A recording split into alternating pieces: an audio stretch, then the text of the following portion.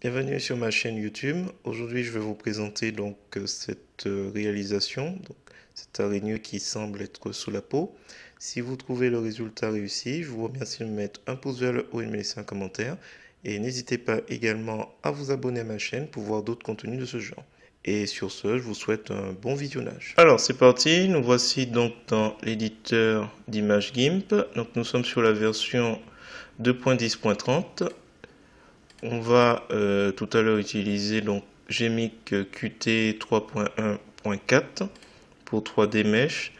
Alors pour cela, je vais aller sur le site turbosquid.com. Donc si vous n'êtes pas logué, vous vous inscrivez. Alors je vais saisir en anglais donc Spider pour araignée. Et là il va me proposer tous les éléments. Alors moi je vais prendre quelque chose de gratuit s'il veut bien. Le format OBJ. Et donc là, j'ai vu que les premiers choix en général, il y a ces deux-là qui m'intéressent. Donc je vais juste cliquer ici sur le plus et on va télécharger. Donc en cliquant ici, il va me proposer de l'enregistrer. Donc on va créer un nouveau dossier.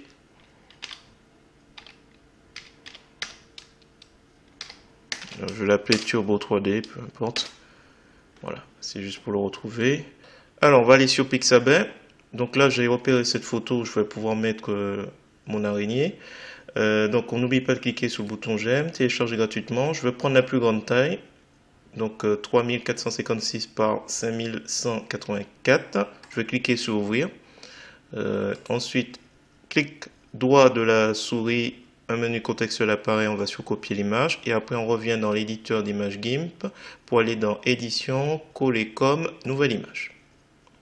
Donc une fois que cette photo est apparue, on peut mettre dos. Alors comme d'habitude on peut faire dupliquer, copie, on laisse la copie juste en dessous et on se repositionne sur dos. Alors ensuite on va aller dans filtre, on va aller sur Gmic Qt, donc la dernière version, on va la lancer.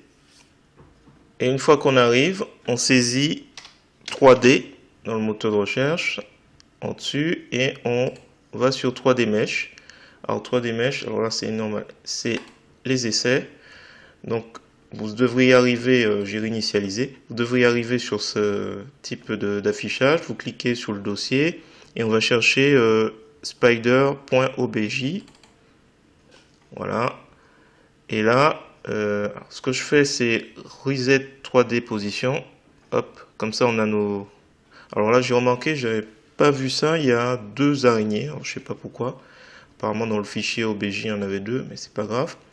Alors, une fois que j'ai fait reset 3D position, on va aller donc sur pré-rotation et donc là, on est sur 4 degrés. Alors, vous pouvez faire avec les flèches de votre clavier. Et comme ça, vous choisissez la position qui vous intéresse. On va faire comme celle-là. On va le mettre dans cette position. Alors, je vais agrandir avec la couleur, le point qui a la couleur orange. Et avec le rond qui est blanc, on va le positionner. Donc celui de gauche, je n'ai pas utilité. Il est trop grand, on va le réduire un petit peu. Je pense qu'il est bien positionné. Alors, il est possible de le faire pivoter tout autour. Alors, il faut imaginer une barre horizontale avec celui-là. Donc là, on peut faire une rotation, voilà, comme pole dance, tout autour d'une barre. Alors, trop fort. Il faut y aller doucement. Je pense que je vais pas aller trop fort. Je réduis un petit peu. Et celui-là, ça fait une rotation comme une roue. Donc si je bouge, voilà, on retrouve un peu. Donc on peut orienter notre objet comme on souhaite. Alors moi, ce qui m'intéresse, c'est juste que il soit à peu près un peu comme le dos, et que ce soit plausible. Ok. Entrée-sortie, donc bon, tous, nouveau calque. Ça c'est important. Comme ça il sera tout seul sur le calque. Sur un calque transparent. Donc là je vais effacer celui de gauche. Pas besoin. Donc je prends n'importe quel outil de sélection. Hop, j'appuie sur Supre.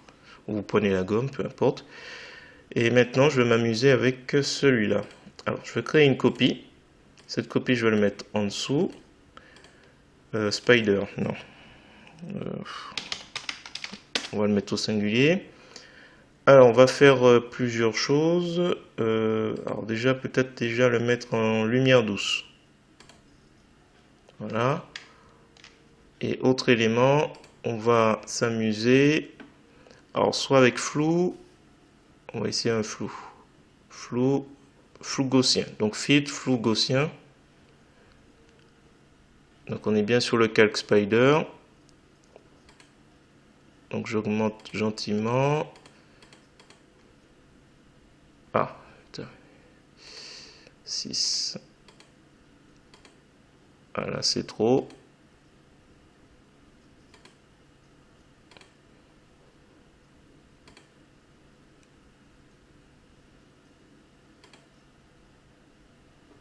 « 8,5 » 7,50 .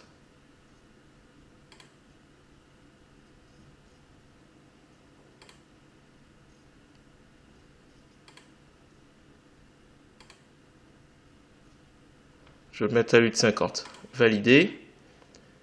Ensuite, je vais jouer avec couleur niveau, pas courbe. Ce sera pour une autre fois. Et on va peut-être, voilà, on va peut-être jouer un petit peu.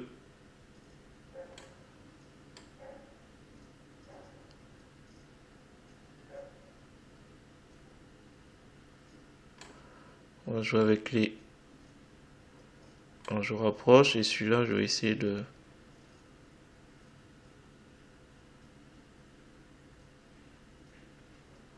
Trouver une position plausible. Je vais laisser comme ça, valider. On peut laisser comme ça, voir un clic droit de la souris sur le calque Spider et on va ajouter un masque de calque. Et avec masque de calque, blanc opacité complète, on va peindre les parties qu'on souhaite un peu masquer. Donc avec l'outil pinceau, la couleur noire en couleur de premier plan et l'opacité. Donc par exemple ici cette patte, donc je m'assure que je suis bien sur le masque de calque. Donc là c'est un petit peu violent, on peut descendre un peu l'opacité. On descend encore, 21. Voilà, on tapote un peu pour faire disparaître certaines parties qu'on estime un peu trop.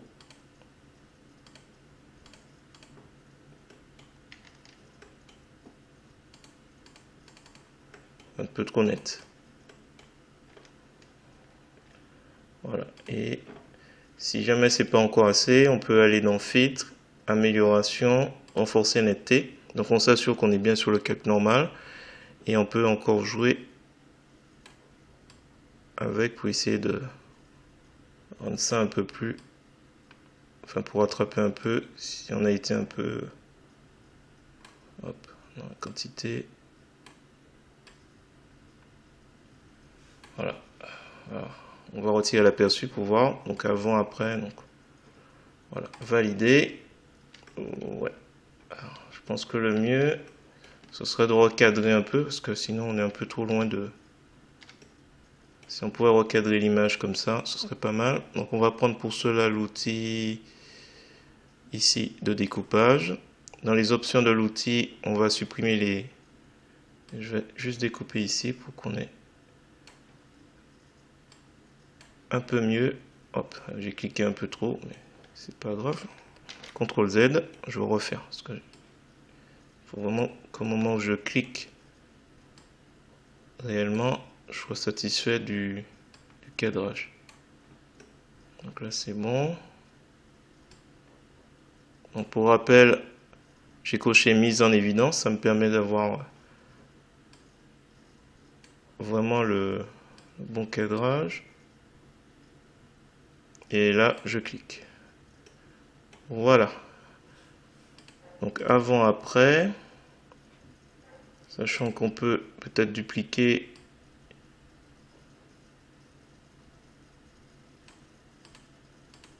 et réduire un petit peu l'opacité, ça va voir. Voilà, je vais m'arrêter là.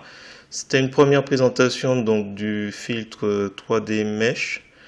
Si vous avez trouvé intéressant cette vidéo, je vous remercie de me mettre un pouce vers le haut et de me laisser un commentaire. Et n'hésitez pas également à vous abonner à ma chaîne pour voir d'autres contenus de ce genre. Et sur ce, je vous dis à bientôt pour d'autres tutos sur GIMP, sur GMIC et sur LibreOffice.